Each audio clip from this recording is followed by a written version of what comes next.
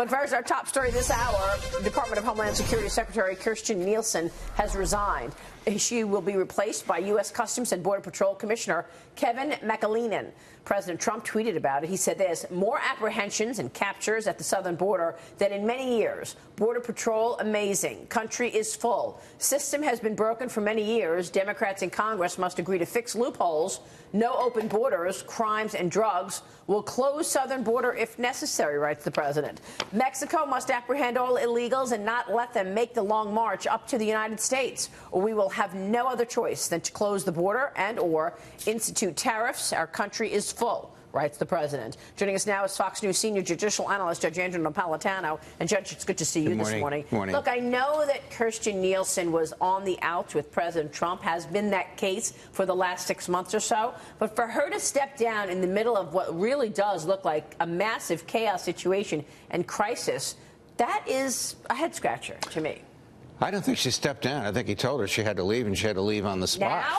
Yeah, I agree with you. I mean, if the situation is as bad as the reports we've been getting, some from our own colleagues who've been down there, and your husband may know more about this than we do, Rachel, it's a critical time, and I wouldn't have asked her to go, but he has his own plans. Look, he withdrew the nomination of what I think is a very, very strong person, Ron Vitiello, to run ICE because he wasn't, in the president's view, tough enough. And I think that was part of it, Vitiello, because she wanted Vitiello in that job. Right. But I think it's an inappropriate time for him to fire her. But he knows more than I could possibly know about this. And you serve, when you're in the cabinet, you serve at the pleasure of the president. You go to the Oval Office on a Sunday night expecting to plan the next 4 weeks of your work, and you leave and you're out of a job. That's what it's like. What do you think about this? Because she has been rumored to that he wanted her out 6-8 months ago. Right.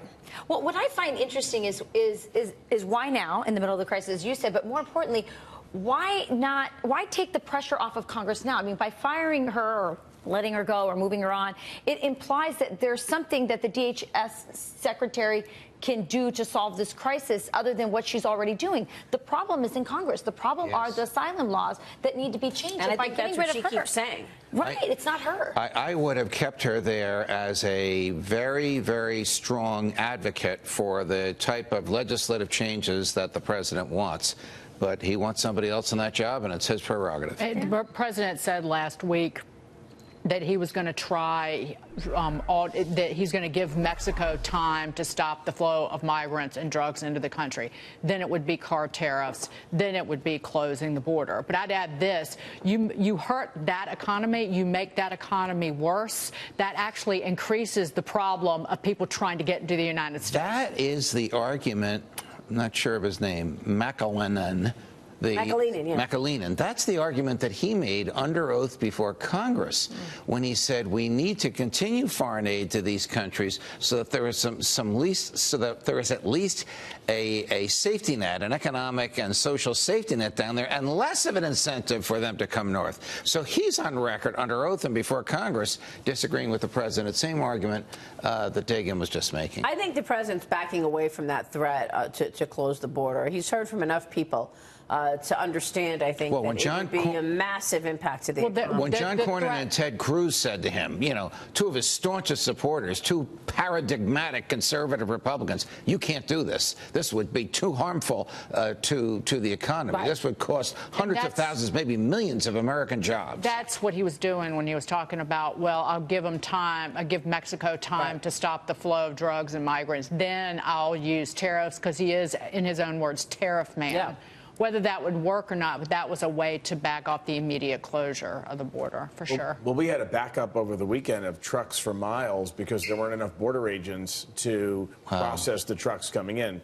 That's because there's so much stress. And the detention centers are busted. Right. There's so much stress in the system right there. So what does that do? Raise the price of the agricultural goods that are in those trucks because they can't get here in a timely manner? Cars, everything. So that has an impact on our economy and Mexico's economy. But on the upside, what he has done by making the threat is he's brought attention. I mean, you just interviewed a Democrat yesterday. Where was she from? I couldn't remember. Michigan, who said, this is a crisis. We need a wall, at least in some areas. So you're seeing CNN even and different members on the Democrat side finally agreeing that this isn't manufactured. Wow. It's true. Yeah, Well, I mean, you know, it certainly looks like a crisis, and it's funny to see like CNN go down there because it's like it's in their faces in terms of how dangerous it appears. Yeah. Meanwhile, they're saying like it's no big deal up until recently. Right. Right. Yeah. Let me ask you about this Motel 6 lawsuit, Judge. The company paying $12 million as part of a settlement for sharing customers' information with U.S. Immigration and Customs Enforcement, ICE. You know, I didn't know about this until your producers asked me to look at it because the case was amicably settled. But this is the Attorney General of the state of Washington suing Motel 6 in behalf of 80,000 customers, many of them natural-born citizens, some of them immigrants, some of them unlawfully present. But when the government comes knocking on your door, the government has to have a warrant. You can't give private personal information out about people without that warrant. The warrant means that a judge has looked at the evidence and has decided it is more important for the government to have this evidence than that privacy be retained, and that the burden is on the intellectual ruminations of the judge, as opposed to, hey, can you give us this stuff? Which is apparently what's been going on. So I'm glad the lawsuit, I usually don't like these lawsuits. I'm glad the lawsuit was brought, and I think the right thing was done. Now, what happens with the $12 million? I don't think they're going to find those 80,000 people. I think that's going to go in the coffers of the Treasury of the state of Washington. So it's a transfer from one taxpayer ledger sheet, ICE, to another taxpayer ledger sheet, the Attorney General of the state of Washington. Judge, I reported yesterday that Devin Nunes is sending these 8 referrals, criminal referrals, to the AG this week. What comes out of that? I don't know. Sometimes the Justice Department will always look at them in deference to the source, a member of Congress. I mean, if an elected official sends you 8 referrals, you've got to take it seriously. Yes. It doesn't always mean they're going to be prosecuted. I mean, in the case of one of them, they've been investigating McCabe. They've been investigating him already. But he is being criminally investigated. Yes. Well, we know that. His lawyers have acknowledged that publicly. In the case of the others, I would be surprised if there isn't already an investigation. I mean, there's so much controversy about the behavior of these folks, and they're now household names. We didn't hardly heard of any of them 2 years ago. Peter Strzok. Right. Page, Strzok, McCabe, Baker, even Comey.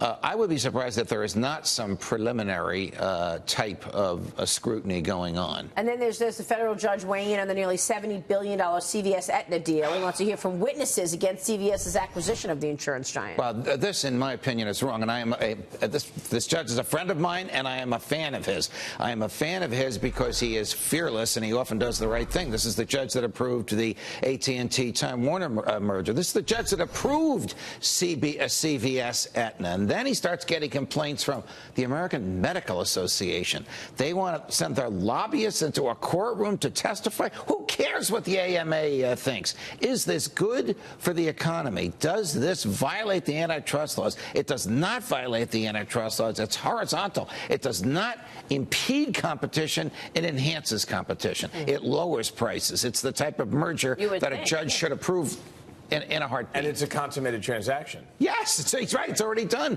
So why this is happening now, why he's taking live testimony from people that don't even have a stake in it, it's almost like he's opened up his courtroom to anybody that wants to walk in and say, hey, tell me why I shouldn't do this. And he's going to let them say it. Prediction, this will be approved. This would be catastrophic to that industry if it had to be undone at this point. Yeah, I would imagine. Judge